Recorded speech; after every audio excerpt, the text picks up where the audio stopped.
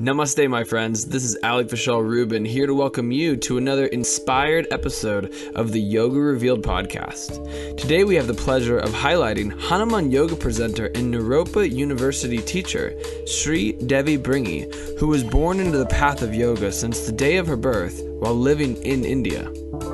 Sree Devi Bringi brings a unique perspective to the table. You can also learn more about the Hanuman Academy from her, a 6-week program introduced by the Hanuman Yoga Festival, exploring the 5 elements of yoga with 5 master teachers, including Sree Devi. Who am I? Seek into the nature of one's own being and do not settle for any temporary definition of who you are. Enjoy this down-to-earth and this insightful episode of the Yoga Revealed podcast. Namaste, Yoga Revealed community, and welcome back to the podcast. This is Alec, and I hope you're having a beautiful day today.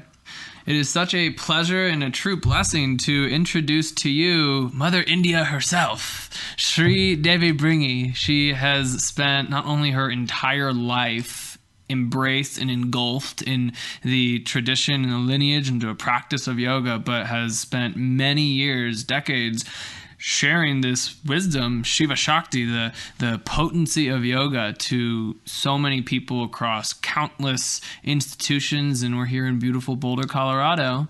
She's on the Hanuman Festival team and has been teaching at Naropa University for quite some time. Yeah, 18 years. 18 years, and thank you so much, Sree, for taking some time to share with us the practice that has just been so clearly poured into you, and as you just abundantly share it with all that you meet. Thank you. Well, I'm really thrilled, Alec, and also to know that you also live here in Boulder, Colorado. and I've lived here the last 7 years, but lived in Fort Collins, Colorado for 33 years before that. So really, this has been a very beautiful ongoing journey. The family I was raised in Bangalore and Mysore, was a yogic family. And in the Brahmin traditions of South India, yoga is an integral part of daily living anyhow. So my mother used to tell me that even when I was 2.5 or barely able to sit up and hold a cross-legged position, I would sit with everybody, all the elders in the family, and close my eyes and do a little jnana mudra posture with my fingers and do om and keep one eye open to make sure the adults are watching. So I had really no choice. I never thought of yoga as something different from my life. It was really an enchanting journey to be a part of. And then to slowly realize that, this is a rather privileged journey. And it's a very disciplined journey. You know, we would have mornings were dedicated to our morning routines, and then we gather for yoga in the main hall of the house. And my mother and father would lead the way, and the rest of us get in line. And any visitors, family visitors we would have, would do the same. And when we met in the city of Mysore over the holidays, my ancestral home, where my grandfather and 2 granduncles were yogis, and the eldest granduncle, that is my grandfather's eldest brother, was part of the team around the king of Mysore, all through the 1930s to the 60s. And so I was the very last student of sacred Sanskrit with him. And every now and then when he would throw me these gems from Tantric Yoga, let's practice the Root Chakra petal mantras today. And here I would be all of 12.5 or 13 and getting ready to chant them. So there's something that's pretty extraordinary about already being a part of it in a very visceral, subconscious way, and yet knowing that my worldview of life is continuously being informed by that. And as I grew into my teens, I realized I want more and more of this, and that I'm really blessed because my granduncle in the King's Palace in Mysore, was also part of the team and contemporary of Sri Krishnamacharya. And so my mother's generation of women would have been the first ones to have received instruction from the male elders of this kind of a more integrative, silent yoga. That's the original Mysore yoga. You don't teach through word. You teach through showing the practice, through a gentle guidance, the look of an eye, a gentle adjustment. But yoga was pretty much practiced silently. And we would have mantras in between. Mantras with the asanas, mantras at the end of a asana sequence, mantras with pranayama, mantras on their own, mantras as part of meditative immersions. So I keep remembering the resounding, sound of mantra all around me as part of my yoga. And of course, altars, all the deities. I was part of a particular Brahmin tradition called the Smarthas from my father's side, who honor the 5 deities of Shiva, Vishnu, the Divine Mother as Devi, Lord Ganesha, and then Lord Surya or Agni. So that is the link to the Vedic inner fire of yoga. I should stop now and see how you want to guide this discussion. No, that's so beautiful. I think that it's wow, what a privilege and blessing it is to have the introduction, the birth right yes. into this lineage that you were born into. Yeah, and the lineage continued and was really available to me all the time. It's like I just feel part of an unbroken tradition. Yeah, there's really that sense of, especially from the because I was taken into the tutelage of the male elders. There is something, though people talk about yoga being, it was, of course, all these were created by male teachers for men. The tradition of yoga was never seen as something appropriate for women of 2 generations ago in India to even engage in. Wow. And yet the my male elders of that tradition, grandfather, granduncles, made provisions to say, don't practice doing when you have your period. And then here's some Devi mantras for you to chant at other times. Don't do the Gayatri mantra too vigorously. There would just be this gentle inclusion that for women, we're going to change the Sarvangasana a little bit for you. And so there would be, and then he would say, these other things, nurture your womb, but so stay in Viparit Karani for a little longer, in between your periods. So there would just be this knowing that they would bring with such a loving consideration of the female psyche and the female body that we never ever thought of it as, the men are including us. It was never, ever for a moment seen that way. This is an interesting question that has never really come up. Each conversation that we have on the podcast is always so connected to the individual that is, speaking to their experience. And in your experience, do you feel that men and women have a different psychological approach to how yoga is navigated?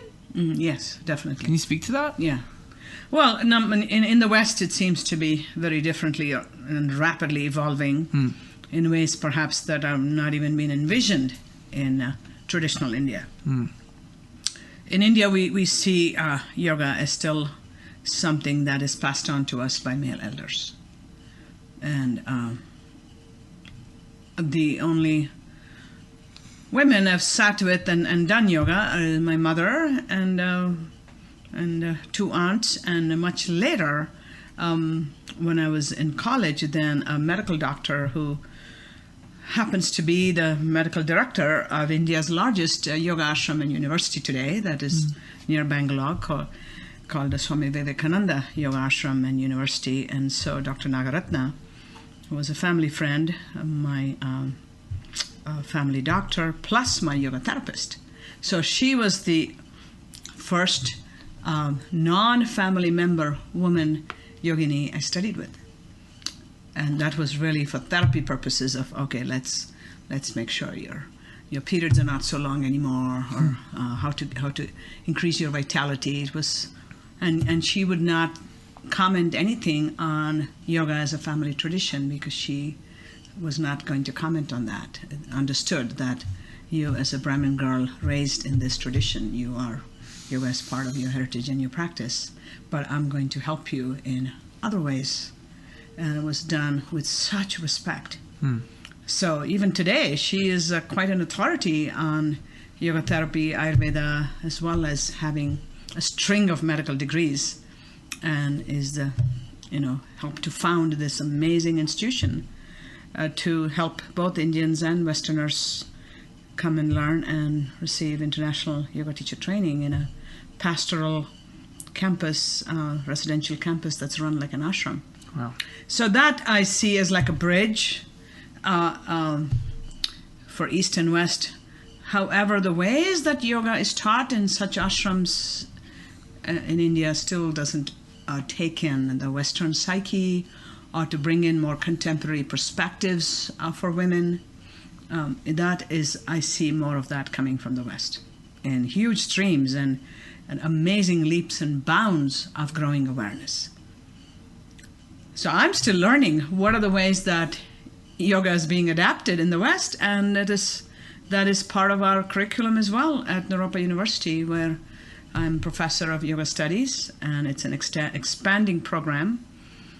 And the director of our program, my colleague Nataraja Kalio, who was born into a wonderful spiritual American family in California, and was one of my students at Naropa, and has embraced this growing vision of adapting yoga to the West, keeping intact the sacred essence of the origins, the history, the tradition, the masters, and the basis of tantric yoga that both he and I have such reverence for, the Shiva Shakti tradition. And in the transmission of the sacred reverence, I love that, of this lineage, that it's giving thanks to the teachers and the teachers' teachers being poured all this yoga into students, where you were in the seat of student for many years, and now you're in the space of teacher, but continuing to be also, a student. I was about to say, always, I see it in you and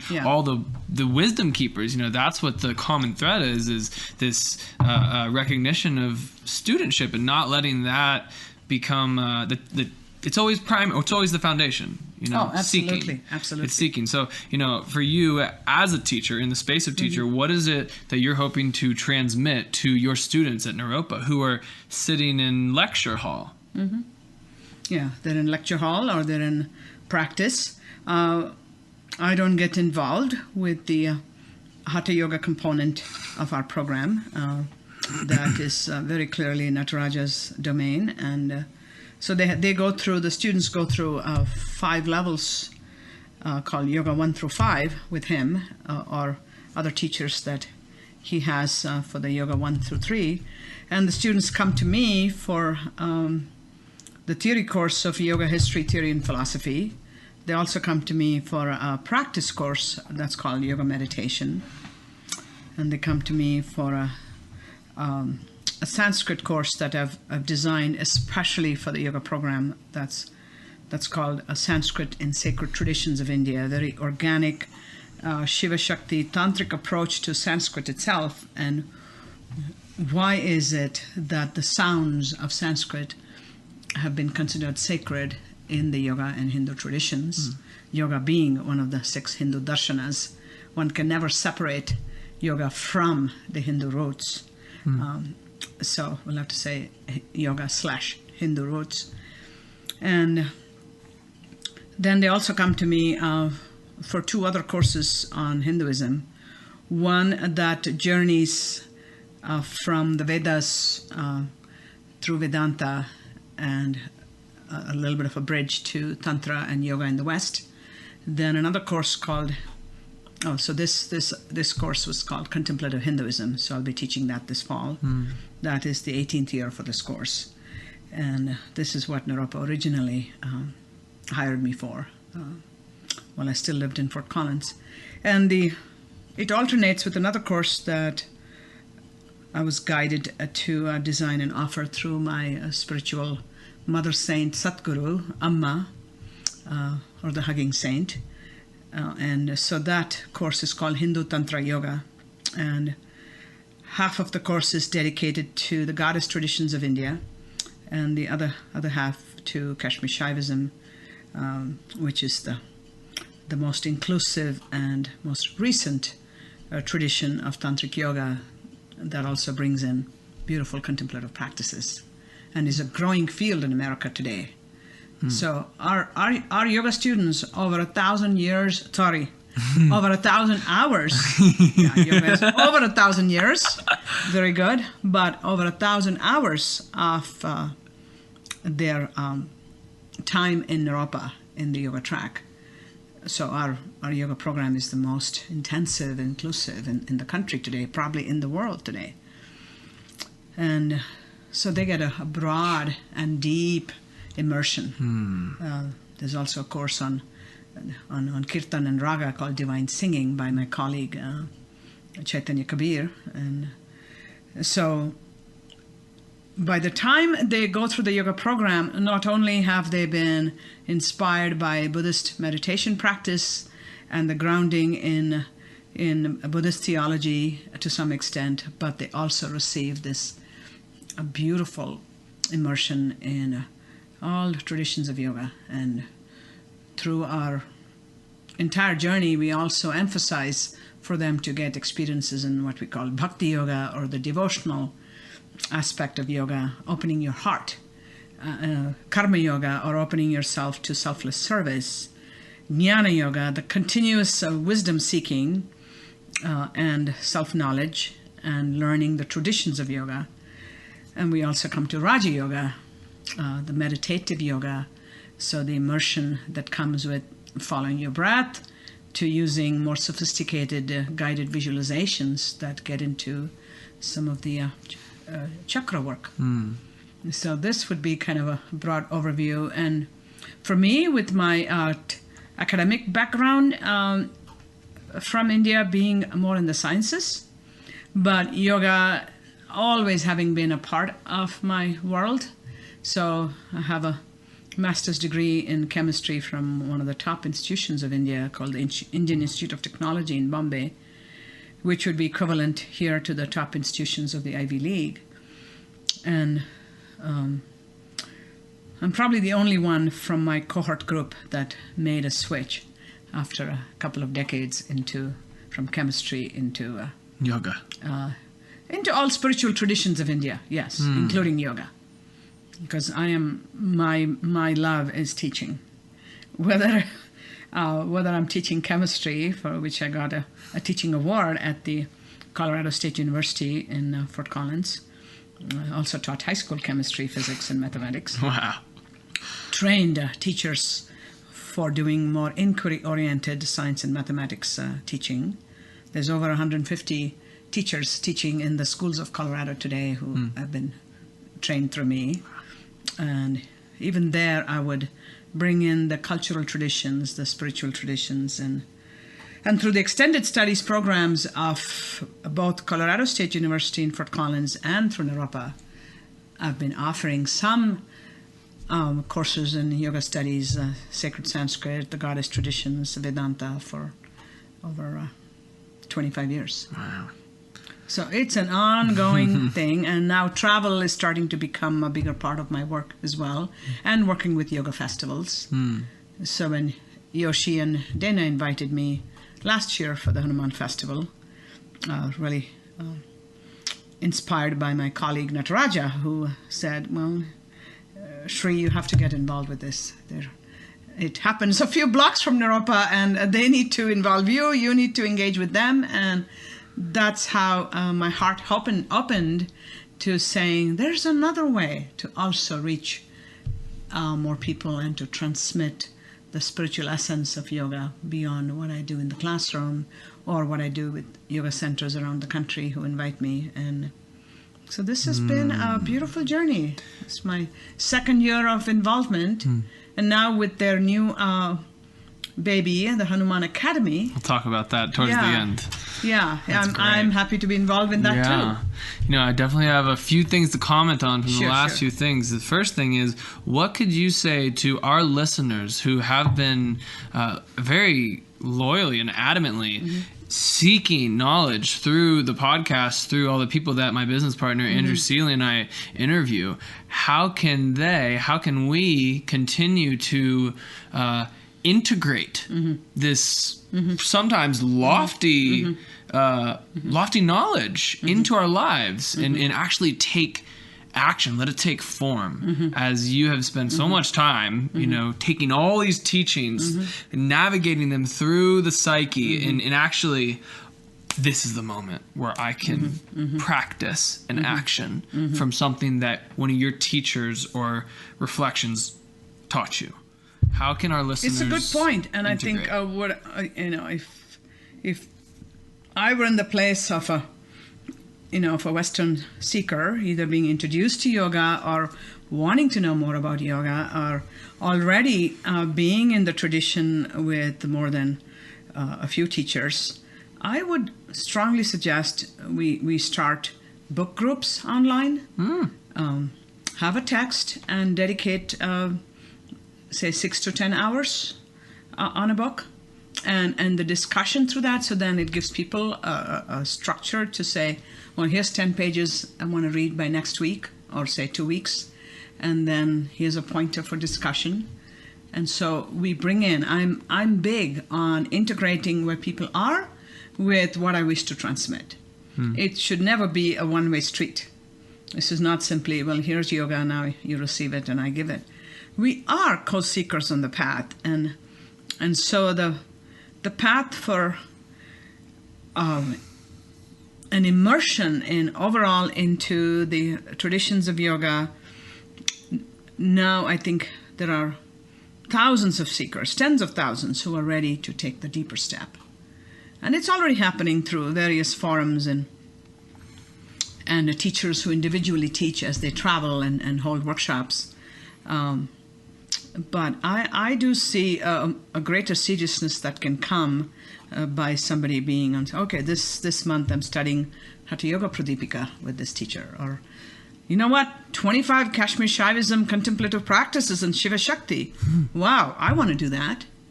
And this is how I'm going to deepen my connection, whether it's to the 5 elements of yoga or the 3 human temperaments, what we call the 3 gunas, and how to know, based on my own temperament, what practices and what path of yoga would serve me the best, and in what ways can I share that with others. So that's one way I'm going to suggest that perhaps even your podcast series could branch out to, with so many wonderful teachers that you have introduced, to invite each one of them to conduct a short course or a module, and but based on texts that we are interpreting in a Western way. And that could be accompanied by books or DVDs that they themselves are part of, that they would recommend and say, well, if you're going to study with this teacher, here's a list of resources to use, and then the podcast discussion will be for this group that is involved with this teacher for this module. So that's one thing that comes to mind immediately. The other thing is to tell beginning people, seek out the teachers that you begin to experience through this podcast, and whom are you drawn to, and look them up online and see what else they're doing, and email them and ask for their favorite reading list, ask about their favorite practices, and start to explore within these major streams of yoga that we call bhakti, jnana, karma yoga, all underlying the meditative aspect. Meditational yoga is a fundamental aspect of all of these. These paths of yoga are outlined in the Bhagavad Gita, or this amazing yogic text, which for almost all Hindus of India is a sacred text. The dialogues between Lord Krishna and his cousin Arjuna on the battlefield. The battlefield which was both external in its historical time, but also internal for us, the battlefield between the ego and our sacred path of yoga.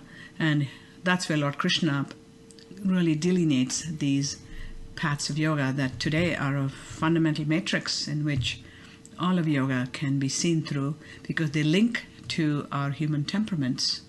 And there may be a path we may wish to offer as our first path, the first one we should pick, and then have the other paths adjoining and going with them. So there is something that is so fundamental in yoga that adapts to our own temperaments, and there is no one size fits all.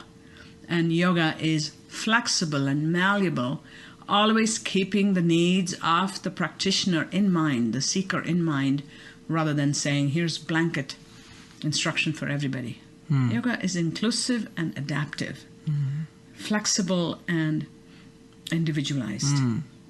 This is... Can you speak to the three temperaments, the guna, and in addition, how that correlates with the internal battlefield that you just spoke to, of the ego and our soul's sacred path? Yeah, so the first path of yoga in the Gita that Lord Krishna exhorts his cousin Arjuna is, get up and fight, you're a warrior. You don't just put down your weapons and say, I'm not going to fight. Your dharma is as a spiritual warrior. And as we take this metaphorically, our ability to bring action into the world, and our ability to treat the action aspect of our being in the world as loving service, also means we cannot be attached to the outcome of the action that we do or the work that we're engaged in. If I say something like, I'll do my very best in this next yoga class because I know the teacher will, be looking at me and expecting me to do more. Well, we've begun by already transferring our goal, our reward of this to an external source. Our loving relationship with a spouse or a partner. I will love you if you will do all these things. So we approach life very conditionally most of the time, but the path of Karma Yoga is exhorting us to start looking at, do we have some automatic reward mechanisms that we are building into our expectations? How can we make that conscious? When do I know I have a selfish outcome? I will do this internship in yoga because it's going to look good on my resume. So these would be the signs to look for. And if our bent of mind, our personality is more about, I can't sit in 6 hours of theory class every day. Just get me to move, Let me get out and go do some charity work where I can help people. Let me go, paint some walls and clean some streets. Well, there is the motive for recognizing the roots of Karma Yoga as our own path. And that links to the human temperament, the guna that is called the Rajas guna. And the Rajas guna, from the root of Rajas, is really that which is activated, that which is kinetic. Even our blood is called rakta, the same root, raja or raka, which is to activate, to stimulate, to energize. So this is all about our navel chakra and the fire energy of our being. And so those who are temperamentally then activated by, I want to get involved in something because I get to do something, then for them the path of Karma Yoga is the one that would be most advisable. And through the lens of a yoga, that might look like, can I help start a yoga group for recovery in my community? Can I offer yoga at the homeless shelter? Can I offer yoga in the park? Can I just gather a group of 3 friends who'll come to my apartment and practice with me? So it can take on different forms, but this is the way we can be engaged through our temperament, the Rajas guna. Now if we go to the Tamas guna, which is the most fundamental, that is linked to the earth element, and the root chakra. In tamas, this is about stability. It's about inertia, being at rest. Also, becoming lazy, becoming a couch potato. I may enjoy, talking about yoga, but I don't want to get on the mat and do anything. Or I may want to do it, but I just don't feel like it. So in the tamas temperament, there is a lot of stability and potency available, but the mind has become habituated into inertia and really having to be coaxed to do something. There is a natural turn for this temperament, tamas, to move towards devotion, towards love, towards the path that we call bhakti yoga, the yoga of devotion, the yoga of love. And there's a loving temperament that is waiting to be channeled into something bigger than one's own self-centered emotions such as darkness, despair, depression, which are all part of the tamas guna, can be rechanneled. My Satguru Amma, when she was interviewed years ago by Katie Couric in Good Morning Today, when she was asked, what is the single issue you see in America? She said, loneliness and depression. Well, that is the tamas guna. And she said, if more and more people could reach outside of themselves, join others, and begin small projects to assist somebody else. So in the tamas guna, there is the pull into yoga to say, come out of that, offer your emotions to the guru of your choice, to the deity of your choice, to the cause of your choice, and align your heart energy with that, and the emotions will begin to get transformed. Then we move to the most subtle of the three gunas, the sattva guna, and the sattva guna, which is linked to luminous essence, to the most subtle aspects of any temperament. The sattva guna is aligned with the jnana yoga, or the wisdom-seeking path of yoga, which within the larger Hindu yoga matrix of traditions is seen as the path of Vedanta, the path of seeking knowledge about the nature of the self. And Sri Ramana Maharshi, whose picture you see there, he was really the guide for us all through the 1800s to bring out the major aspect of Jnana Yoga. Who am I? Seek into the nature of one's own being and do not settle for any temporary definition of who you are. So in the path of Jnana Yoga then, the temperament of sattva within each one of us, which is, I want to know more. Well, tell me why you practice yoga. The way that we're having this interview, this is part of the play of Jnana Yoga.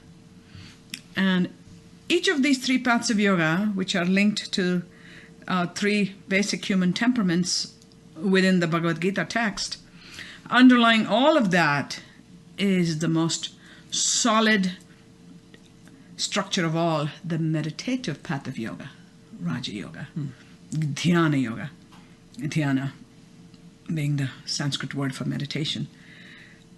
Just stopping to be mindful. I love the Buddhist word mindful awareness that has now become a part of our contemporary lexicon, and which at Naropa University in our path of contemplative education is always present in our interactions. How do I bring this present moment awareness to who I am and what is serving me and what is not? What is good for me and what is not? When do I know this relationship is not working and when it's not? Why do I struggle in this job trying to please somebody that doesn't have my highest good in mind? And when do I know I need to step out? And how do I do that? What kind of support do I seek to do that? These are the basic questions that can underlie a meditation path within the vaster tradition of yoga. And based on our temperaments, the 3 gunas again, there can be specific meditation practices that can align our gunas with linking us to a higher path. Because the overall goal of yoga is self-emancipation, self-liberation. What does that mean, really? And how is that going to look in my everyday life? Do I still get to chop wood? And when I'm realized, do I still chop wood, make a fire? Yes. How we can continue to be fully engaged in life, because that is the path of a yogi that is required today, to be fully engaged in the contemporary world, much as we are surrounded by violence, by chaos, by political instability, by relationships and families breaking up. But within all of that, that wisdom seeker within me, that loving devotee within me, that social activist within me, that environmentally aware being within me that continues to seek the highest good in all arenas of my life and bring in these principles of awareness and always asking what is for the highest good. And so liberation will be what we can bring when we are liberated from the clutches of ego, when we're liberated from the clutches of blame, when we're liberated from the clutches of dependence. And we're simply liberated from the need to have to hold expectations that may not be realistic, but we simply proceed onwards with no attachment to the outcomes of this seeking, of this living fully, of this offering oneself fully. So we become true spiritual activists where we act because we must. We act because the highest intention of our soul, and we act without attachment to the outcomes of my action. Do you believe that it is truly possible with great practice to liberate ourselves from the tyranny of our own ego and negative thoughts? Absolutely. In this lifetime? Absolutely. Well, I don't know about this lifetime, because I think the whole aspect of trying to condition it in time is, again, an issue. It's a limitation. We don't really know what it means to say, well, last lifetime, next lifetime. That is still, in some sense, a spiritual metaphor. So all we can do is, this is the time we have. We can work for the highest good, but we still cannot hold the expectation of saying, within this lifetime, this is what I expect to happen. All we can do is, till my last breath, till I can be aware of who I am, I will continue on this path. And we make a great vow to our own innermost being. We don't need to make this vow in front of a physical guru or as part of an organization that we need to join, but here and now, in front of the wisdom energy of life itself. And in the tradition of yoga, which honors the ancestral realm and the sacred realm of all teachers in succession. So the guru realm embraces all teachers, all traditions, all prophets, all saints, and all teachers of all cultures and of all genders. It is really beyond any boundaries that we can imagine.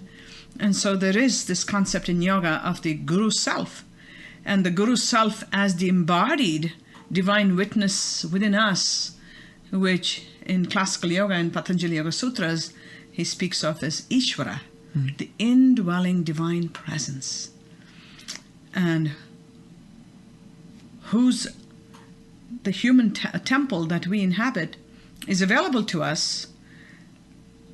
We can make more progress in this lifetime alone if we also co-create community that we can travel with, a community of seekers. The trend in the West towards more individualization as a whole, which came about with affluence and mobility, as opposed to the East, where we still lead a very family and community-based life. In that transition to this more individualized way of living, there is the danger of seeing any form of spiritual practice as, oh, this is my practice and this is what I do. And often that is seen as something very private. Well, there is always that private aspect of our being, but how can we simultaneously live in spiritual community and therefore be cohorts for one another, so that our spiritual seeking and serving and learning and being and loving can be held in community so we can all progress quicker. There is the quickening of consciousness that comes when consciousness can multiply, because we are really only the one consciousness. And the whole quantum of physics cosmology that reminds us that we are the one non-local consciousness, where any perturbation in this field of consciousness will have an impact on the whole field.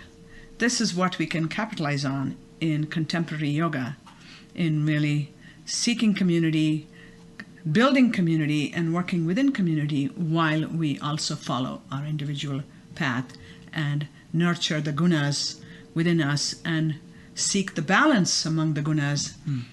And find a perspective that others can hold, while I also hold my own.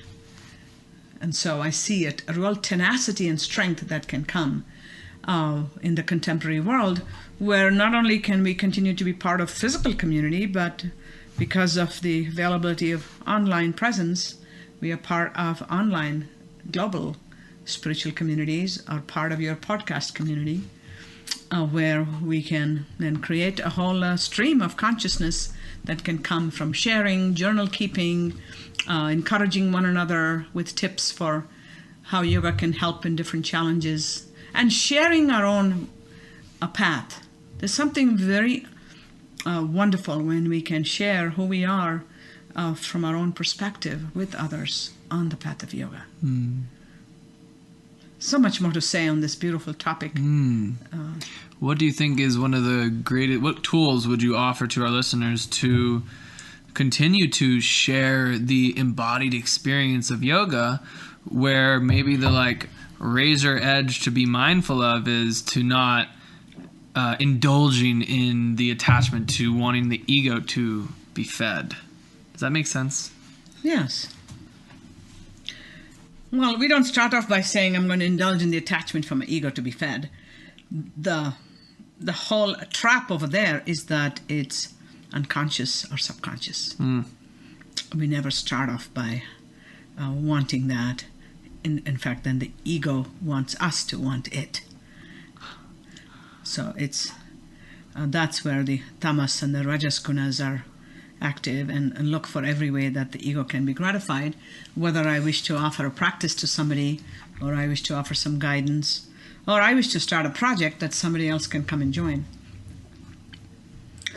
Come to others with an open heart and say, if this seems like something you could be part of, I invite you to join me in a weekly sitting at my home. Or when we meet for coffee next week, can we also introduce 5 minutes of silence just before and after our conversation? You can just start with small things like that. When we go meet a friend at a restaurant to share a meal, when the food arrives, then just to put our hands consciously near the plates, knowing that our energetic presence and the flow of prana is now activated, and we offer gratitude for the food. So these are things that, starting with 1 and 2 people that we know, we can begin to consciously bring in yoga components into everyday life. And for people who would like to do bigger things, then yes, start projects. Have like I said before, have a yoga in the park all through summer. Turn a picnic into a mindful chanting and a 10-minute yoga practice before people run off and say, well, I'm just going to go for a hike, see you later for the yoga. No, let's make the hike a part of yoga. Can we, while we're walking, can we also watch our breath? While we're walking, can we do 100 ohms? So these are some simple ways that we can actively begin the path of yoga, and buy a book that you don't have. Buy it used. I would say get the book on the Bhagavad Gita by Eknath Easwaran, Easwaran. He was a magnificent teacher from the 60s through the 80s. He was a Rhodes Scholar in English literature who came from India and then became established as a master teacher of Vedanta and other yoga traditions. And so we use his book on the Upanishads and the Bhagavad Gita at Naropa. They're very accessible, beautiful dialogues. They're available widely on Amazon to order your own copy. Keep it by your bedside. Begin with something like, I'll read 2 pages a day. And or get the Yoga Sutras more from a contemporary perspective, written originally by Patanjali, of course. It was anywhere from the 2nd century BC to about the 4th century of the Common Era. That's where his date could be established, but always in question. But Patanjali has been reinterpreted for the modern times, and there are wonderful versions of the Yoga Sutras that are available in the West. So get a copy if you don't already have one, and if you have a copy, then just start opening a page at random, 1 page a day. So this is how the wisdom-seeking component within us could be cultivated. And I think those are some good examples to start with. Beautiful. Thank you for those beautiful nuggets of how we can dive deeper into our own self-inquiry. Well, beginning to conclude, let's close with the Hanuman Academy and what your role in the academy is and what the intention is and who else is to opportunity to study with. I don't have the list of the teachers with me. I'll share the list after you're done talking. Yeah, I know that.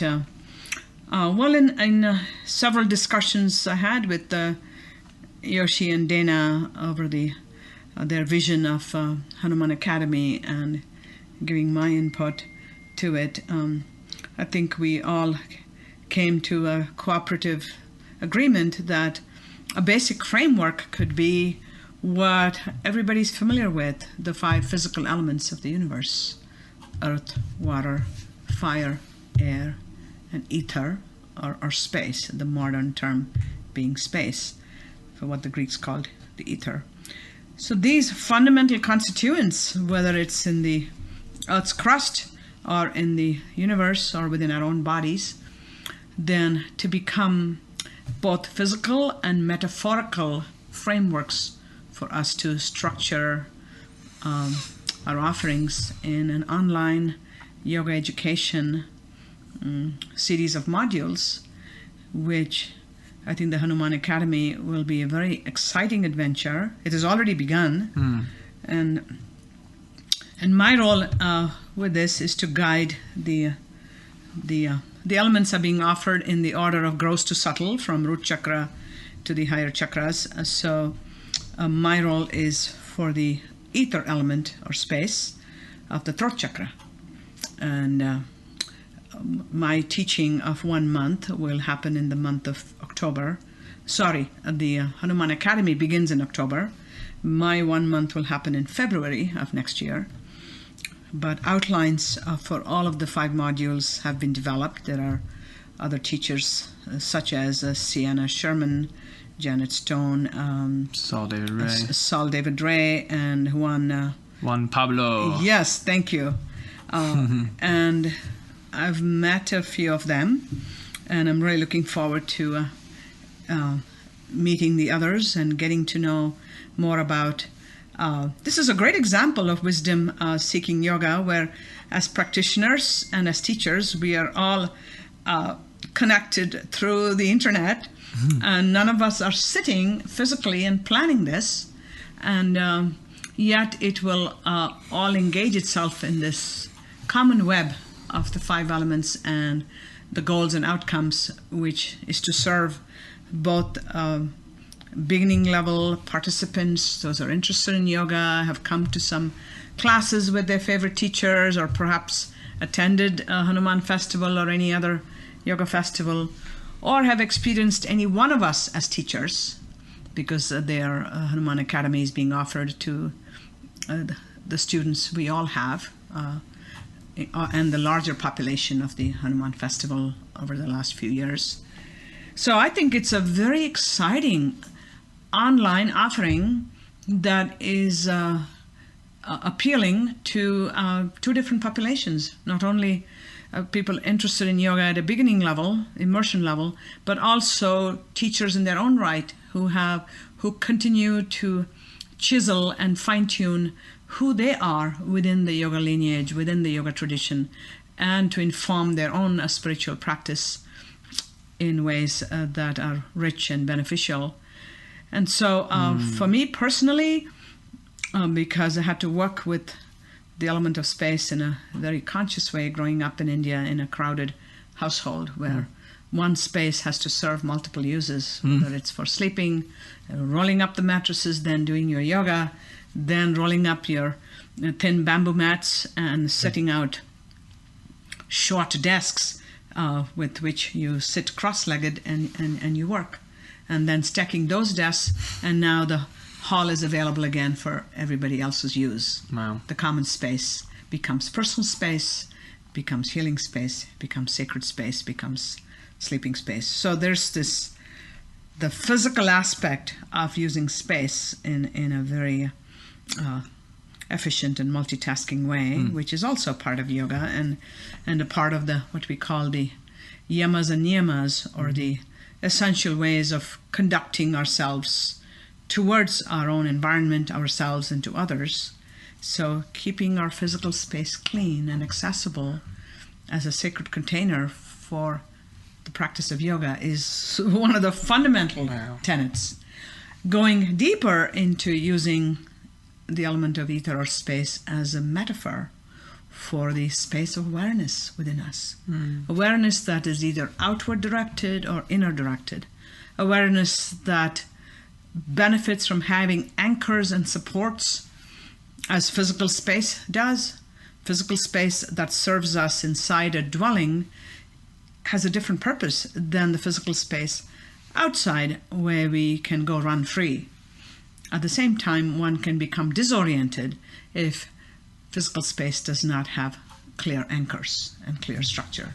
And it's the same with the space of awareness. Awareness in the practices of yoga is more structured, given directionality, given focus, given objects of meditation, whether they be mantra or they be the sacred geometry, the yantras of the various deities, or they be the properties of the elements themselves, or they be the vast space of our own mind. So working with the inner and outer structures of space in a contemplative way is then part of the practice of yoga. So I will be sharing multiple activities that are drawn from the Kashmir Shaivism tradition, from Patanjali Yoga Sutras, from the Hatha Yoga Pradipika, yes, from Tantric Yoga of the chakras, the deities. Who are the deities who rule the throat chakra? What are the mantras of the 16 petals of the throat chakra? What does the throat chakra symbolize? So we will be going into many aspects of all this. Wow. And for people who want to know more about me, I guide them to my very skeletal website that's called shaktiinstitute.com. Be sure to link that. Okay, SHAKTI, shaktiinstitute.com. And the type of tantric yoga meditation I teach nationwide and offer training in is called Yoga Nidra. And it's a Shiva Shakti tantric yoga meditation. So there are 1 or 2 sample practices. There's an outline about it. And I will be drawing on components from that tradition also in my Hanuman Academy module. And I'm so delighted, Alec, that you found me right here in Boulder, and I look forward to sharing more with your audience when another opportunity comes. Yeah, Sree, we could have multiple episodes on so many topics. So, oh my goodness, thank you. Well, thank you very much. So much. A true blessing and a true honor to sit across and to listen and to be able to have the privilege and the opportunity to share your embodied wisdom in your life with all of our listeners as they carry on and they share it with their beloved. So may we close with the Shanti Mantra? Oh, yes, please. Thank you. So, praying for the well-being of all beings in all realms of consciousness. Om Lokaha Samastaha Sukhino Bhavantu. Lokaha Samastaha Sukhino Bhavantu. Lokaha Samastaha Sukhino Bhavantu. Om Shanti Shanti Shanti. Namaste. Namaste. Thank you, Yoga Revealed podcast listeners. This is Alec Vishal Rubin here to extend a heartfelt thank you for being a part of this online community of wisdom seekers. If you're interested to learn more about the depth and integration of yoga with Sree Devi Bringi, a great teacher in her trade, not only can you attend yoga study classes with her in Boulder, Colorado at Naropa University, but you can also study with her online in the upcoming Hanuman Academy program. Here's what the founders of Hanuman Festival have to say about it. Hi, Yoshi here, founder of Hanuman Festival. I'm Dana Raye, creative director for Hanuman. Are you craving a deep dive into the practice of yoga? We are super excited to introduce you to Hanuman Academy, the online platform for advancing and deepening your yoga education. Our premier course, The 5 Elements of Yoga, is a 6-month advanced immersion. 5 master teachers will share their profound wisdom of the deeper philosophy and practice of yoga. Journey into Earth with Saul David Raye, Water with Sianna Sherman, Fire with Juan Pablo Barahona, Air with Janet Stone, and Ether with Sree Devi Bringi. This is a special and rare confluence of master teachers who each embody the wisdom of their element. We hope you join us for this transformational journey. An opportunity to study with 5 master teachers, and it's a take-it-as-you-go training. Wow. We hope you continue to dive deep into the practice of yoga through this podcast series, as well as through your own personal introspection. With great love and respect, we bow to you. Namaste, my friends.